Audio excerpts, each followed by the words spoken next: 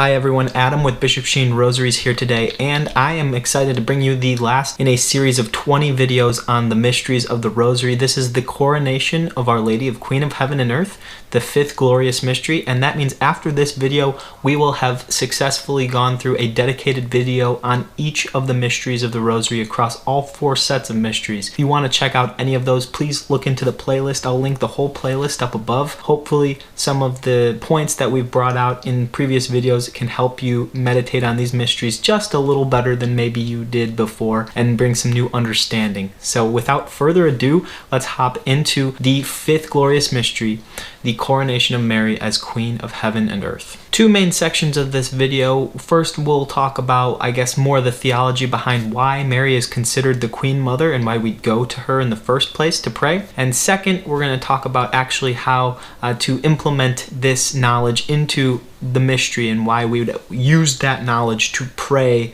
and meditate upon Mary as the Queen. So really simply 2 points, why and how. Why she's the Queen Mother and how we are going to use this to pray in our mysteries. Let's talk about why, but we're going to start by putting on our theology cap. Sorry, bear with me. A little bit of heady theology to start this one off, but it goes to the Catechism of the Catholic Church, paragraph 2618. In this paragraph, going back to the wedding at Cana, the servants, they first go to Mary, and Mary then goes to Jesus. This is the order in which requests or intercessions can be brought to Christ. Because why? Christ will never be able to deny a request that his mother makes of him. Jesus is perfectly good and obedient to his mother, and we know that Mary, she will continue to answer his prayers, not just at the wedding, but in our lives in today's age. She will continue to bring our needs to her son. Now, we might not be at the wedding at Cana, but we are the bride of Christ, his church, and we are experiencing the wedding feast of the Lamb in our modern day. Every time we go to church, we are at this new wedding feast. Mary continues to intercede for the church, for the bride of Christ. This was actually in the Old Testament as well. When you go to request something on behalf of the people, you would go to the king's mother instead of going directly to the king. And this isn't maybe something that translates one-to-one in our current day and age. You wouldn't go to the president's mother or the pope's mother to get the pope or the president to do something. But this is something that in Jewish culture would have made perfect sense. We have a problem. We have no wine at this wedding. We take that to Jesus's mother, and now Jesus's mother takes that to Jesus, and now he knows, oh, this is a big deal because my mother came to me with this request. Now, an important distinction should be made. Jesus is the one mediator between man and God. But Mary has been exalted. All nations will call her blessed.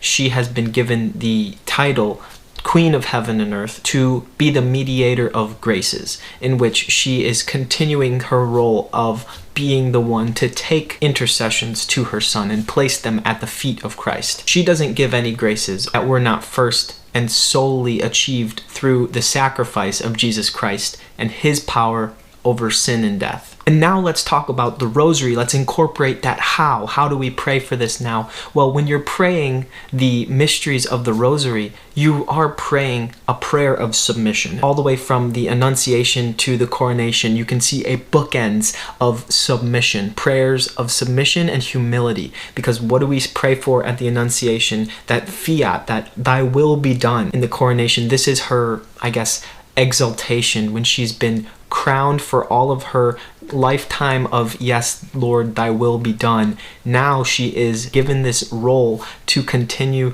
to intercede for us because she's been honored as mediatrix of grace. And I like to think of humility as the gateway virtue. If you can learn humility, then you can learn all these other mysteries of the Rosary's virtues that we've been talking about. So when you're praying the coronation, now what you're doing is you're called to be submissive. You're submitting your prayers to Our Lady so she can submit them in turn to her son. And one thing I like to do, and this is maybe a bonus tip here at the end, is actually take my prayers during this fifth glorious mystery and say a prayer before even starting that I'm offering up my intentions on behalf of everyone praying the Rosary, the whole confraternity of Mary, that's the fancy terminology, to anyone who is praying the Rosary. And I give my intercessions up to the Blessed Virgin to do with them how she sees fit. Their prayers help me, my prayers help them, and there's that word submission again. I pray that as I submit my prayers to the confraternity of Mary,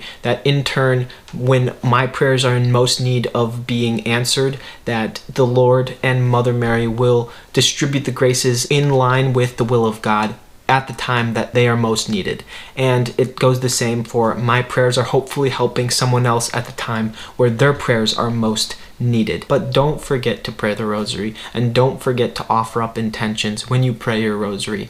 And that is a really good reminder in this mystery to always offer up your rosary for other people as well. I feel like I talked a lot about like metaphysics and a lot of things that aren't really that intuitive, so pat yourself on the back if you made it this far. Thanks for liking our videos, subscribing to our channel, and sharing our videos with your friends. And make sure that you also check out sheenrosaries.com, where you can find a new rosary for yourself or for a friend. And finally, from us to you, through Mary.